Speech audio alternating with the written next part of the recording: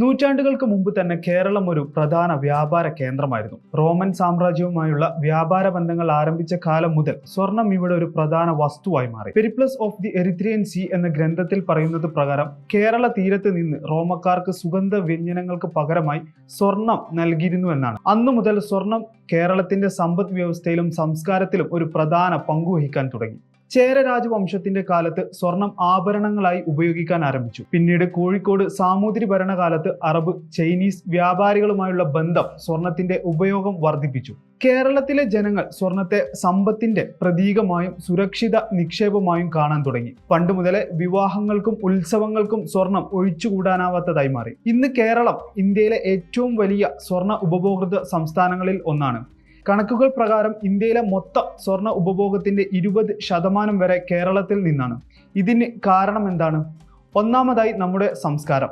ഓണം, വിഷു, വിവാഹം തുടങ്ങിയ ആഘോഷങ്ങളിൽ സ്വർണം വാങ്ങുന്നത് ഒരു പാരമ്പര്യമായി കണക്കാക്കപ്പെടുന്നു. 2025 മാർച്ച് 14 വരെയുള്ള കണക്കുകൾ പ്രകാരം കേരളത്തിൽ 22 കാരറ്റ് സ്വർണത്തിന്റെ വില ഒരു ഗ്രാമിന് 8,230 രൂപയും 24 കാരറ്റിന് 8,978 രൂപയുമാണ്.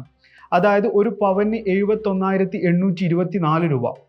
ഇത് ചരിത്രത്തിലെ തന്നെ ഏറ്റവും ഉയർന്ന വിലയാണ്. ആഗോള വിപണിയിലെ വില വർധനവും ഡോളറിനെതിരെയുള്ള രൂപയുടെ മൂല്യ തകർച്ചയുമാണ് ഇതിന് പ്രധാന കാരണങ്ങൾ.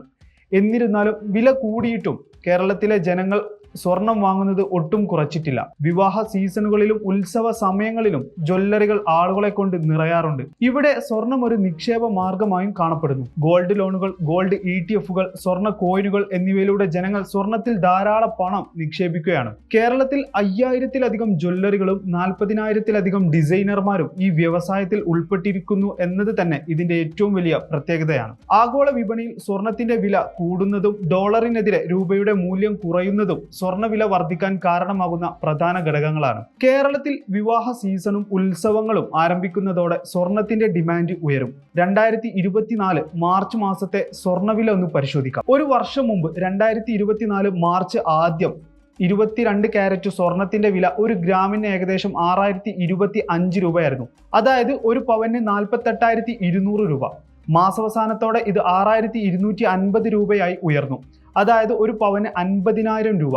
24 കാരറ്റ് സ്വർണത്തിന്റെ വില ആ മാസം 6,570 രൂപയിൽ നിന്ന് 6,820 രൂപയായി വർദ്ധിച്ചു.